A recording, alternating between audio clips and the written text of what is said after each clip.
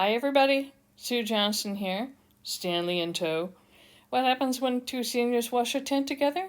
Well, things happen. Your true core character gets revealed.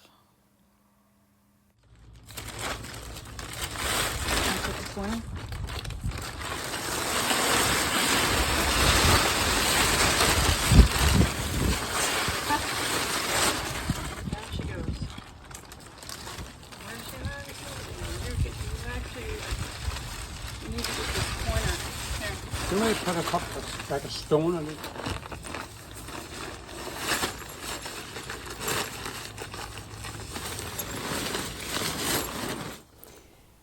In these videos, or in this particular video, you're not always going to hear our conversation because I'm using an iPhone on a tripod, and in some cases Stanley's holding the phone.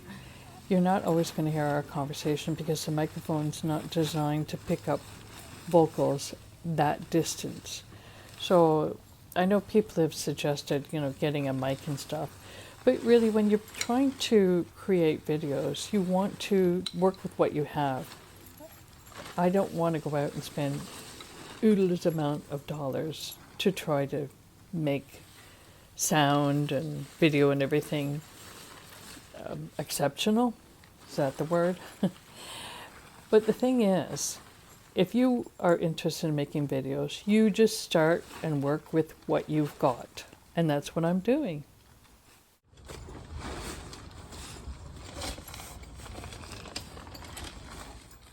My youngest daughter says that I'm bossy, or I've become bossy. But I don't see it that way. I see myself as giving direction.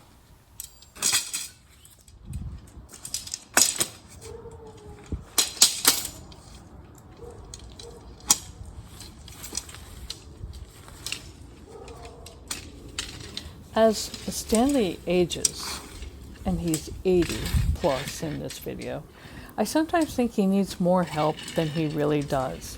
So I need to be careful not to be stepping in and over-inserting myself.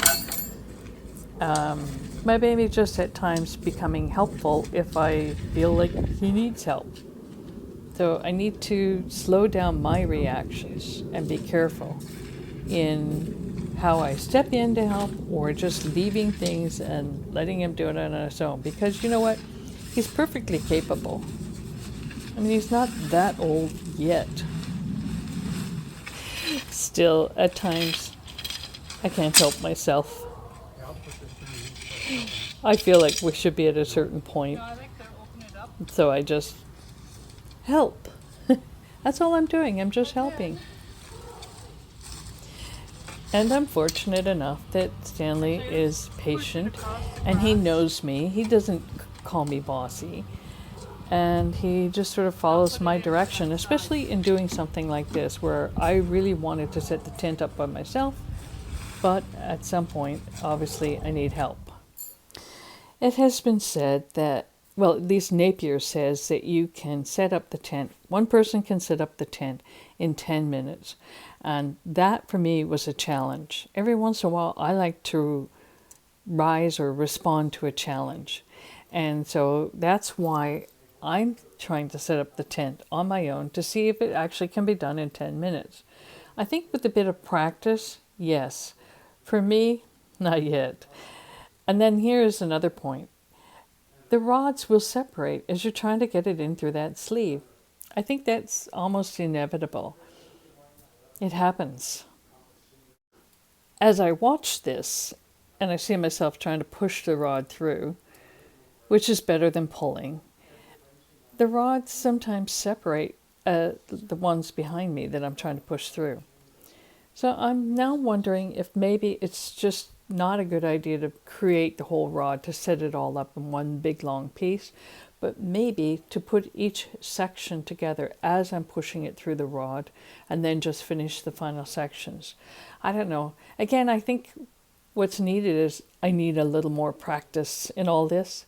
Imagine if I, every Saturday morning, went out into my driveway and started putting up my tent and take it down. Put it up, take it down. I wonder what the neighbors would think. Okay, she's definitely lost it here. I'd like to mention that Stanley is doing the camera work, and we've talked about this together. He says he keeps cutting off my head. What? You cut off my head? I hadn't noticed. Now, the thing is, I need more practice setting up the tent, and he needs a little more practice with the camera work, holding the iPhone, getting it in the right position. He says he has a tendency to look at me as opposed to looking at the screen as he's videotaping, and that's why the camera sometimes drifts. So we each have our area of improvement. And I said to him, okay, at 80, learn something new. Read what you can about, using the iPhone camera, the advantages, discover some things about it. When he was younger, he had a Pentax camera, and he still has it. It's an antique now. But at that time, when he was younger, he read everything he could about it and learned about all the apertures and the settings and the lighting and so forth. So I said to him last night during our pillow talk, we were in bed, and I said, you need to expand your horizons, learn some things about that. So that's just one area, a hobby that you can pick up. I hope he gets interested. He may only do it when I'm like, okay, now we're going to do this, Stanley. What I'm trying to do here is get each pole section into the little ring that's on the corner of the tent. There's 4 of them. And it would have been easier if I'd set it up on the grass, but I was thinking I wanted it near the garage so I could have easy access to the shop vac. But in retrospect, the cord for the shop vac would have reached over to the grass, so doing it on the pavement, too difficult. Finally, I asked for help. Stanley decided to secure it on the little bit of grass that was on the side. And then what I discovered, it was the little black clips that go onto the poles, helped to stabilize the tent. I should have done that from the beginning. You want to push one of these in? I could drive a stake in. Just I a very just- thing. Only need a hammer. Whoops. I need a hammer. I might need some help. There it is. Ah.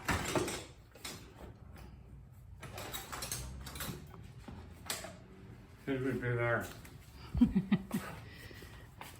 Is this partly driven in? That's a very choleric response, eh? We're going to make this happen.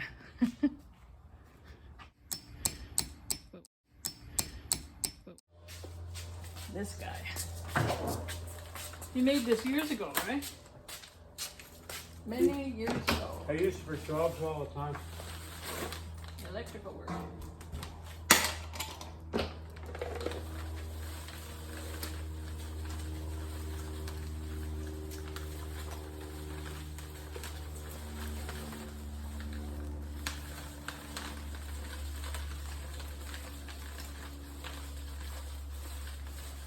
How long is this anyway? 100 feet. Wow. Now I'm going to take it not that way where somebody can trip over it. I'm going to take it the other way. There you go. I'll find the plug over here. Ground is hard to rock.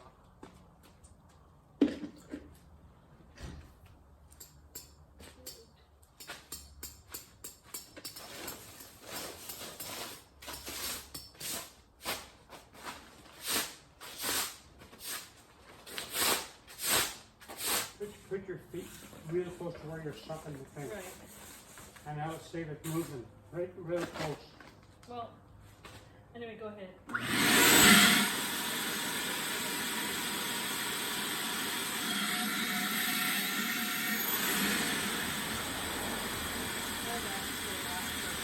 That's it. I didn't think of that until afterwards. That was a great idea to sweep it all into one spot.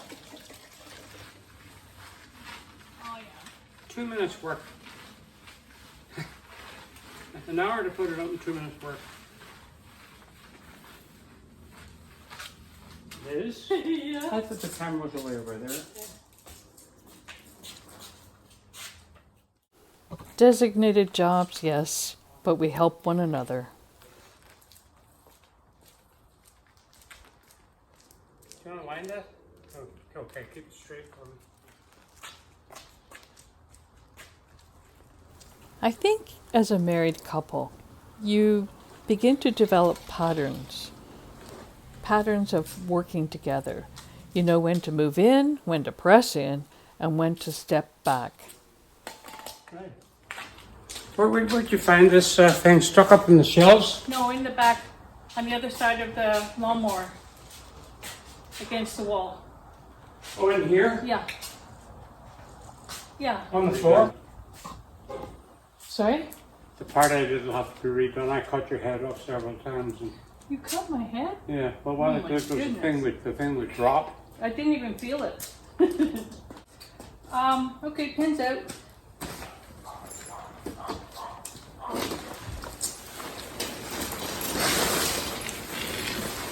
Let's do this one first and go to the grass. Alright, sure. That's a good idea. I actually like Stanley's idea of folding the rod as he was pulling it out of the sleeve.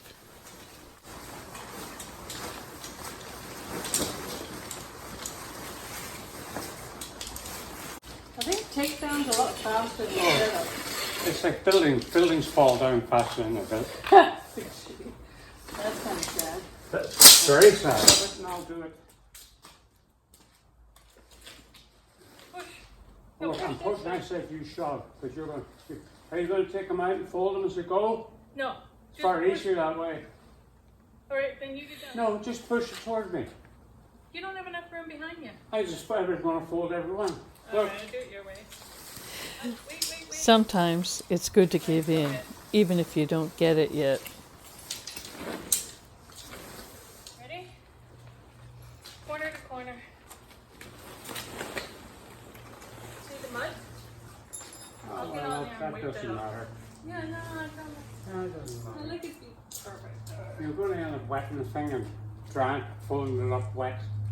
That's which is worse than mud. Sometimes, as a couple, you will have differences of opinion, different ways of doing things. Sometimes you just need to go ahead and do what you know you want to do. And showing is better than trying to describe. Stanley knows that I'm a very independent person. That doesn't mean I never accept help or consider another opinion, especially his. What I've learned over the years of living with him is that he's a choleric. That's a certain type of temperament, and cholerics are usually right. So I know it's good for me to listen to what he has to say, and he knows it's good to listen to what I have to say. So it's a mutual agreement on listening. Yeah, you can step on the tarp and do that. I know at this point you're not going to be able to hear the background conversation, but don't worry about it. It's just people vocalizing their thinking. But we get the job done.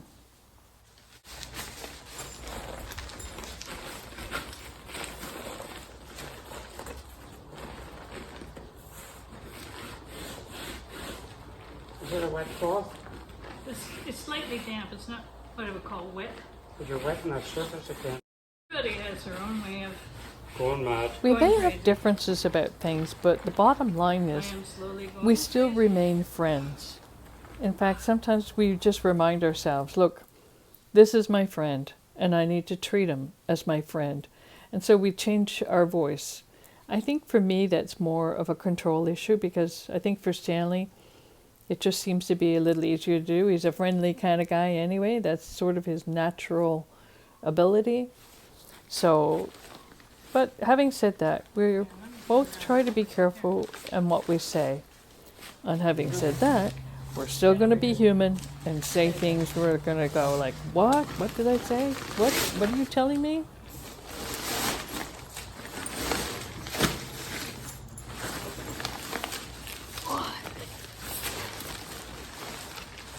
Stand up to your Hey, it's pretty feet. good, eh? And size-wise, it's pretty good. So nothing else was in here? Well, the rods are supposed to go in here, but I just gotta keep that sucker. Ready? You zipping? What are you doing? Here, zip.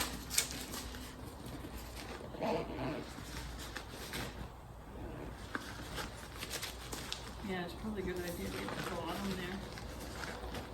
There we go, zip. So so we don't zip the canvas area. Look, I think this is the best we've ever put it in.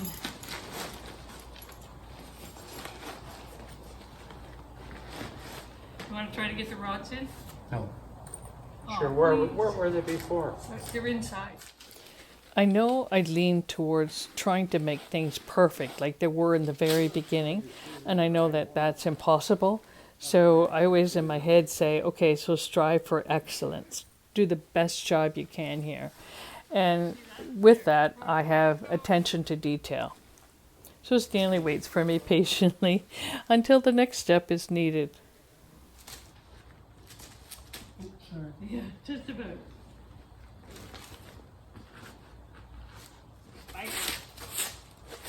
Spiders, sit down beside us. Okay. This. Shake it all out.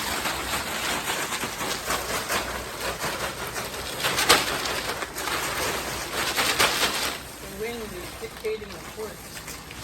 Boy, we've been blessed with the wind.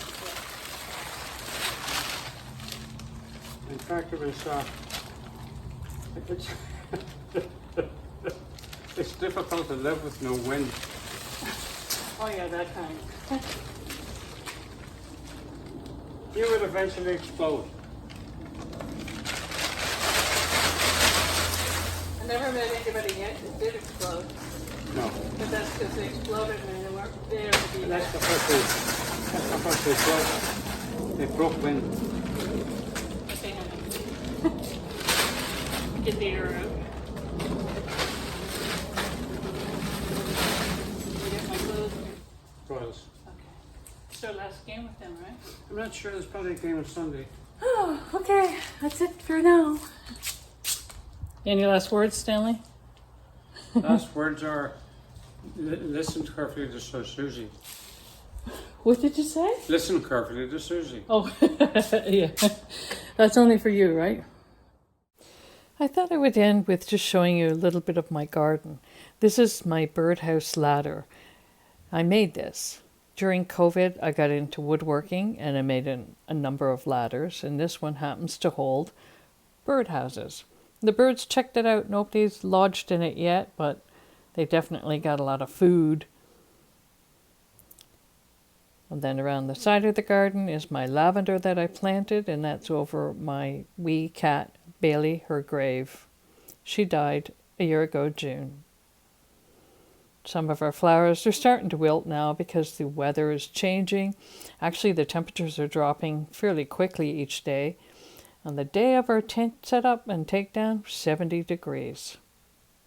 Thanks everybody for watching. I really appreciate you being here. I really do.